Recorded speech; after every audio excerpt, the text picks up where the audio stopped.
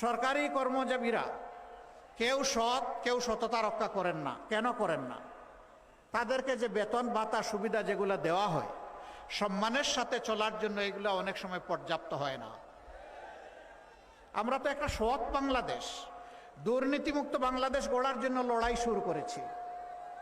আমরা সরকারি কর্মচারীদের ন্যায়সঙ্গত বিষয়টা দরদের সাথে, সম্মানের সাথে বিবেচনায় নিয়ে পে কমিশনকে বলবো যে যথাযথ রিকমেন্ডেশন আপনারা আমাদের কাছে দিন, যাতে একজন মানুষ সরকারি চাকরি করার পরে দ্বিতীয় কোনো রুজির সন্ধান তাকে করতে না হয়, আর টেবিলের নিচে যেন হাত ঢুকাইতে না হয়।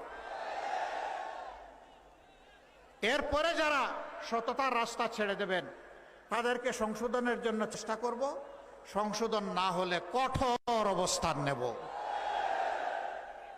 জনগণের আমানত নিয়ে আমরা কাউকে খেলতে দেব না, ছিনিমিনি করতে দেব না। আর যারা চাঁদাবাজি করে তাদেরকে আহ্বান জানাই, ভাই ছেড়ে দাও, এটি হারাম। হারাম পেটে ঢুকাইও না, নিজের পরিবারকে খাওয়াইও না, এই দিয়ে বাচ্চা কাচ্চার মুখে খাবার তুলে দিও না। ওই বাচ্চা কাচ্চা পরে তোমার প্রতি বিদ্রোহী হয়ে তোমাকেই নির্যাতন করবে। এই কাজ করতে যেও না, ছেড়ে দাও।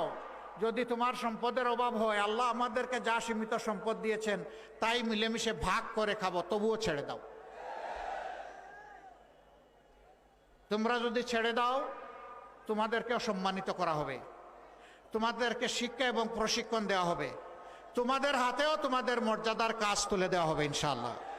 এখন মুখ লুকিয়ে চলো, তখন বুক ফুলিয়ে চলবা, বলবা আমি বাংলাদেশ, আমি বদলে গেছি, আমি নূতন বাংলাদেশ।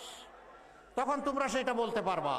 কিন্তু এরপরে যদি আমাদের বিনয়ী অনুরোধ কেউ রক্ষা না করে, তাহলে আমাদের সেদিন গরম মূর্তি তারা দেখতে বাধ্য হবে।